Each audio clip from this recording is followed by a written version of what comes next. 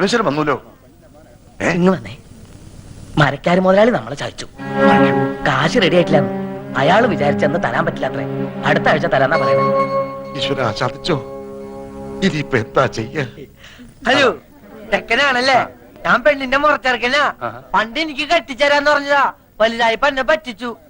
നല്ല പെണ്ണാ, പക്ഷെ എന്റെ അത്ര ബുദ്ധിയില്ല. നീ എടുത്തോ, പക്ഷെ ഇടയ്ക്ക് എന്തെങ്കിലുമൊക്കെ മേടിച്ചു കൊടുക്കണട്ടാ. ഈ മണ്ടര ഒന്ന് കുളവാക്കുമെന്നാ തോന്നേ. ആ സുധീത് എവിടെ പോയി കിടക്കാ? നീ ഒന്ന് പോയി വിളിച്ചേ. ഏണത്ത് ഇങ്ങനെ തുലാവെള്ളത്തിന്റെ അപ്രാളം കാണിക്കാണ്ട് മാലുവിന്റെ അടുത്ത് പോയിരിക്കുക. സുധി, ചെറുക്കനും പറഞ്ഞ് നിന്നെ കത്ത് മുറ്റത്ത് നിൽക്കുക. ആ, നീ അങ്ങോട്ടേക്ക് ചെല്ലേ.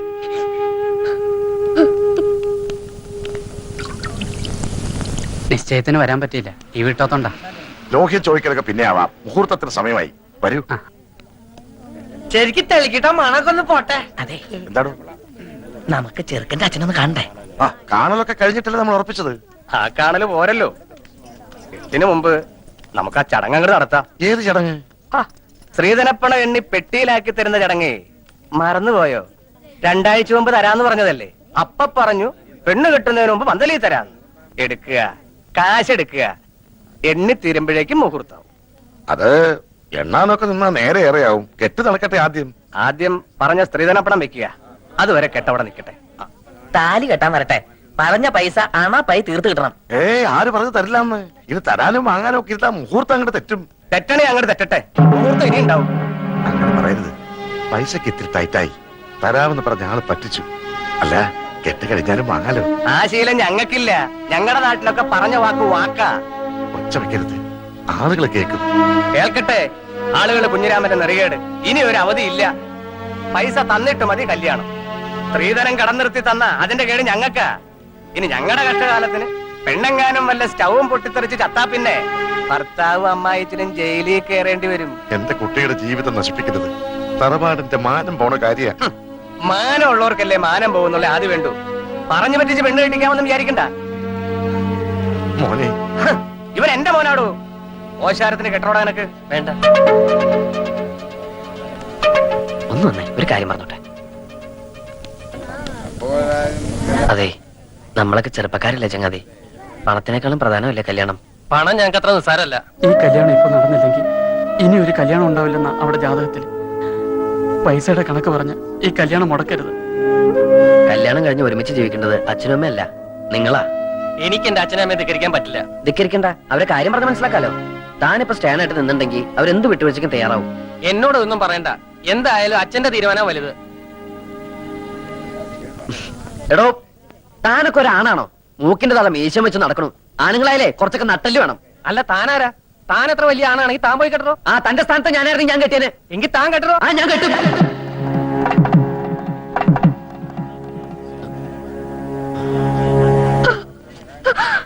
എന്റെ മോൾക്ക് മാറിക്കരുണ്ടാക്കരുത്. വസ്തു വെച്ചിട്ടെങ്കിലും 2 ദിവസത്തിനകം ഞാൻ അവിടെ കാശെത്തിച്ചോളാം. ഞാൻ നിങ്ങളുടെ കാല് പിടിക്കാം. നീര് കാണിച്ച് മോളെ ചെലവാക്കാൻ നോക്കാം.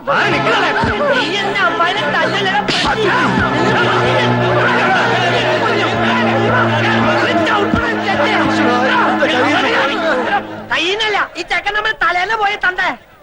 ഓണ ചെറ്റേ, നിനക്ക് തരാനുള്ള പെണ്ണില്ലടാ. ഓനെ കൊണ്ട് വല്ല കാശുള്ള പട്ടിനെ തൊടലിട്ട് കെട്ടണ പട്ടി. ഇനി ഇവിടത്തെ പെണ്ണിനെ കെട്ടാൻ ഞങ്ങളുടെ പട്ടി വരും. എന്താടാ നോക്കിയിരിക്കണത്? വിളിച്ചിരിക്കണ്ടു വാടാ. പോവാണോ? നമുക്ക് കാര്യങ്ങൾ പറഞ്ഞു തീർക്കാം. വിടറോ, ഇനി എന്ത് പറഞ്ഞു തീർക്കാൻ? പറഞ്ഞു തീർത്തോളം മതി.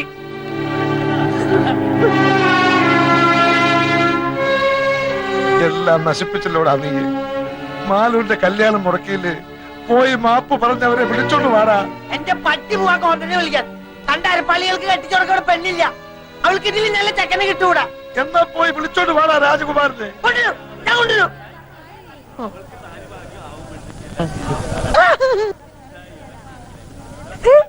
രാജകുമാരാ,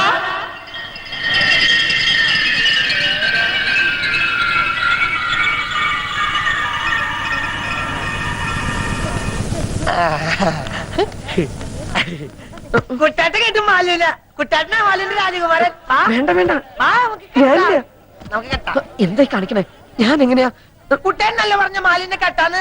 കുട്ടേട്ട അങ്ങനെ പറഞ്ഞോണ്ടല്ലേ ഞാൻ ആ ചെക്കന്റെ തന്തട മോന്തക്കിട്ട് 2 പൊട്ടിച്ചേ. എന്നിട്ട് കുട്ടേട്ട വാക്ക് പറ. വാ, കുട്ടേട്ട വന്നില്ലേ ഞങ്ങളുടെ അമ്മായി ചത്തു കൂട്ടോ. വാ കുട്ടേട്ട വരാൻ. തമാശ കളിക്കില്ലട്ടോ, ദേ, ആൾക്കാര് നോക്കണം. കൂട്ടുകാരന്റെയും അവന്റെ തറവാനത്തെയും മാനവും ഒരു പെൺകുട്ടിയുടെ ജീവിതം ഇപ്പൊ നിന്റെ കയ്യിലാ.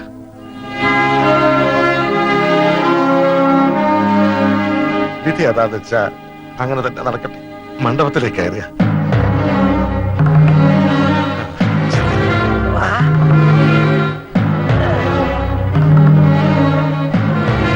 ചേച്ചി ചേച്ചി ചക്കര തരുന്ന ചക്കര തരും. ഒന്ന് ഇറങ്ങി നിൽക്കടാ അങ്ങോട്ട്. കല്യാണം എന്നുണ്ടാവില്ല കേട്ടോ, കേച്ചു ഞാൻ. ഓ, ഈ പെ- ദേ ഒന്നിങ്ങി വന്നേ. എന്താ നിങ്ങൾ എന്തായി കാട്ടണേ? മിണ്ടി പോകരുത്. കാരണവന്മാർ ചെയ്തു വെച്ച സുഹൃതം അതാ പന്തപുറ്റിക്ക് ഇപ്പിക്കിന്റെ ബുദ്ധി നോക്കിയത്. ആ ഓമനക്കുട്ടന് ബോധോദയം വരുന്നതിന് മുമ്പ് കാര്യങ്ങൾ നടക്കട്ടെ. ആ മുഹൂർത്തായി പെണ്ണ് ഇറക്കുക, മേളം തുടങ്ങിക്കോട്ടെ.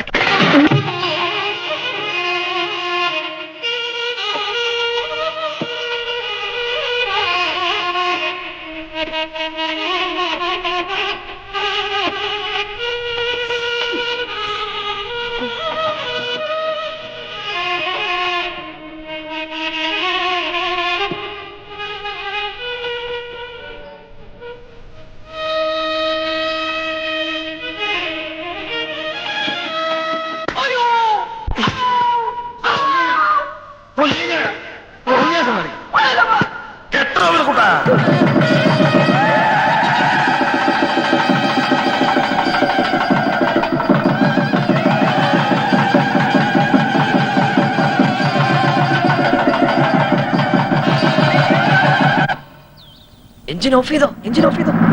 ദേ കൈമൾ മാഷ്.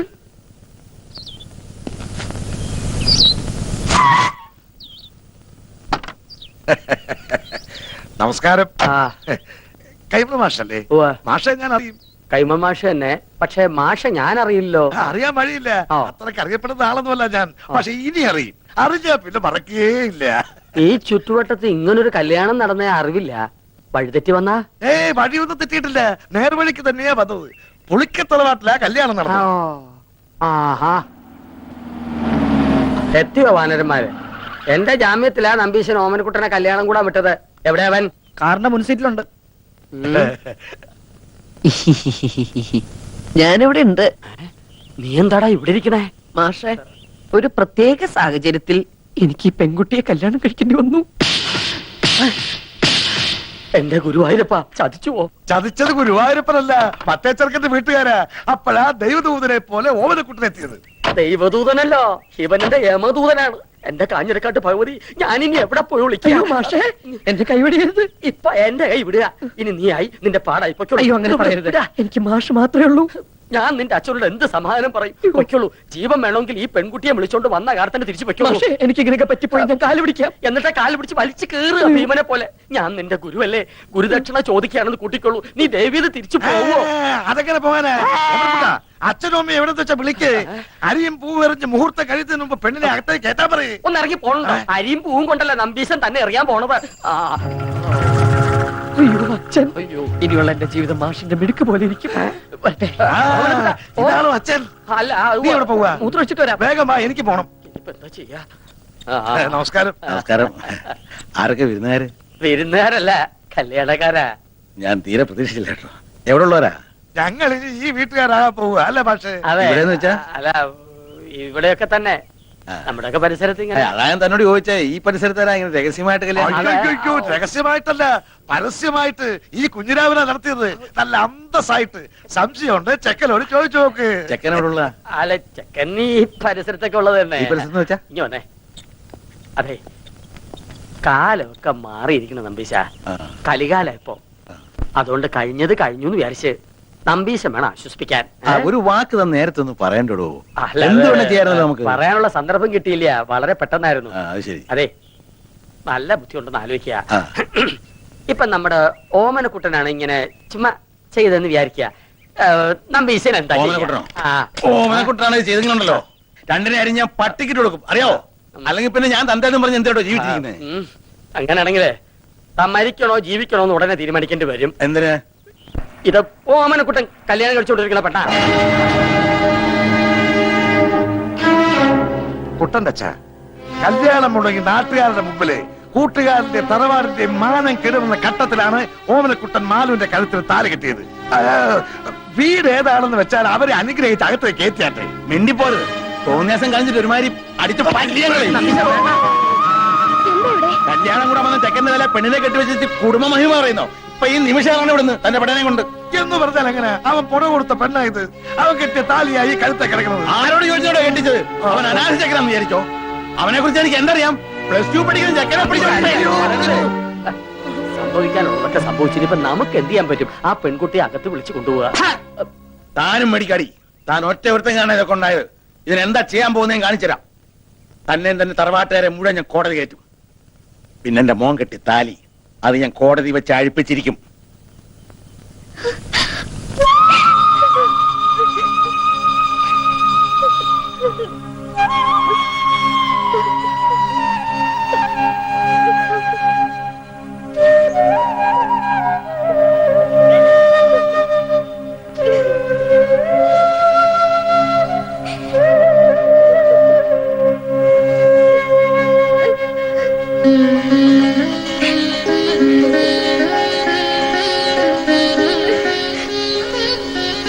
ശരിയോ തെറ്റോ എന്നെന്ന് എനിക്കറിയില്ല. പക്ഷേ അവളുടെ കഴുത്തി കിടക്കുന്നത് നമ്മുടെ മോൻ കെട്ടിയ താലിയ. അത് കെട്ടിയത്ര എളുപ്പത്തില് പറിച്ചറിയാൻ പറ്റില്ല.